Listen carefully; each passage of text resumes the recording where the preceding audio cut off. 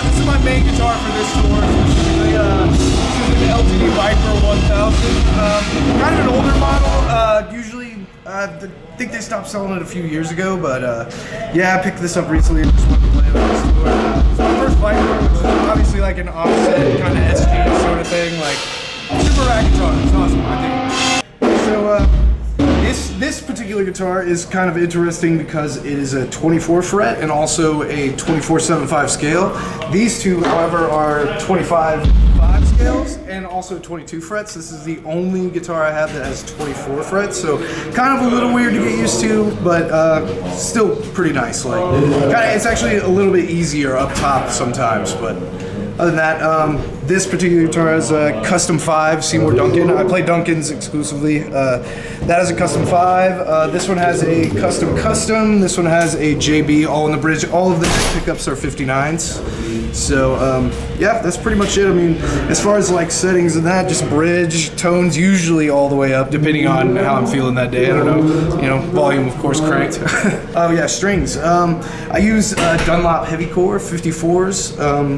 Kind of like, I don't know, I like a thicker gauge, and I use it for all the guitars. Doesn't really matter what the scale length is. Doesn't really affect whether I use those or not, unless it's lower tuning. These guitars are all in drop C sharp, so I use 54s for that. If we're in something like B, I'll usually use sort of like a hybrid where the lowest is a 60 instead of a 54, just because, like I said, I play it pretty hard and just very untrained, so.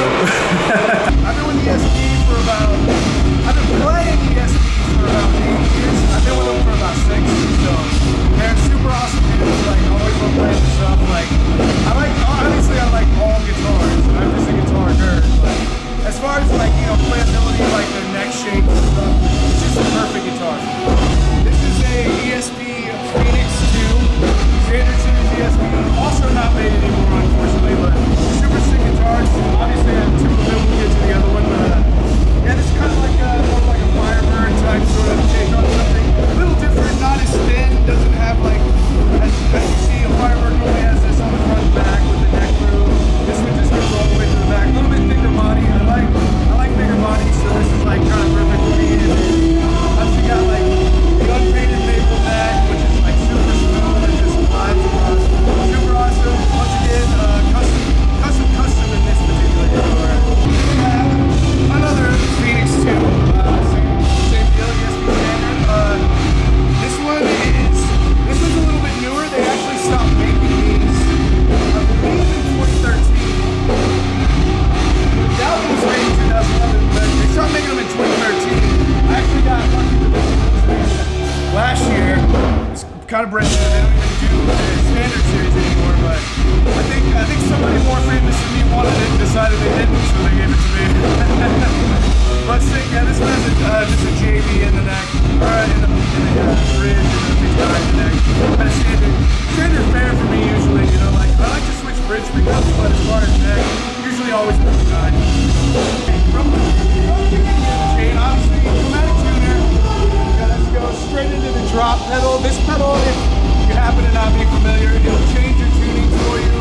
It really cuts down on like having to swap guitars and just do tunings mid-set and things like that. Like, we only use 2 tunings on this tour, drop C sharp and A. So this one goes to A. It goes to A, like, there's a slight latency in how it works, but it's not something that can be heard. It's more of like a feel thing, and like you kind of get used to it, and it just the amount of convenience that it adds to the set is really great. This here is a octave pedal that I use. It is made by Mac. It's actually just a guy in Crimea, Russia now, apparently, but Crimea, Russia, yeah, he makes pedals, and he gave me a few, and I really like the sound of this one as an octave up. It's got a really cool sound for the octave up, so it also has like a shimmer setting. I don't use that on this particular tour, but it has that. This is also an octave pedal. I use this one for the lows. This is a T-Rex Octavius. This is the octave pedal for anybody wondering. If you've ever heard our records and wonder why, when our guitars all sound like bass guitars, that's the thing that does it. In this particular set, I actually use it for the low, and then in one particular song, I use this one for the highs because I prefer the high on this one versus this one for that particular song. And then right here, just a Boss DD20 Giga delay. I have a bunch of delays, but I always seem to come back to this one just because it's the easiest for me to use. I don't know, it's just like, it's really convenient, and I also like that unlike sort of the more like analog delays, it doesn't have like a hard stop when you shut it off. It still trails, which really lends itself to our set a lot. So use that most of the time. This is a T-Rex Creamer. It's just a reverb pedal. Pretty small. I like that it's a small footprint, so it actually has a lot of options for how small it is. It sounds, it's not like the greatest sounding reverb you'll ever hear, but it's like, it sounds really phenomenal for being like such a small footprint. And then, of course, moving on, just the Boss Noise Suppressor NS2. Another one that I've always come back to because it's just like, I've used other noise suppressors, but this one just seems to be, I don't know, maybe I've just lived the best, so always ends up being. Yeah, I don't really have too many pedals on my board that I'm not using for any particular set, so that's what I've got going on for this particular. If there was one pedal that would define my sound in Norma Jean, I think it would just define the Norma Jean sound in general. It's definitely the Octavius. Like, kind of feel bad even saying that. Like, don't do that. Don't buy this. Don't buy it. Just kidding, do buy it. Yeah, no, it's just like, it's just an awesome pedal. It's just a great pedal. We use it a ton. And I mean, delay and reverb or whatever, that all kind of changes, like, obviously we like all that stuff, and I think that probably changed from like, you can change brands and change pedals or whatever, but as far as like the one pedal, the certain specific pedal, this is like one I can never get rid of. I don't think we as a band would ever get rid of, so. Here are the guitar heads that we play. We play EVH 5153s.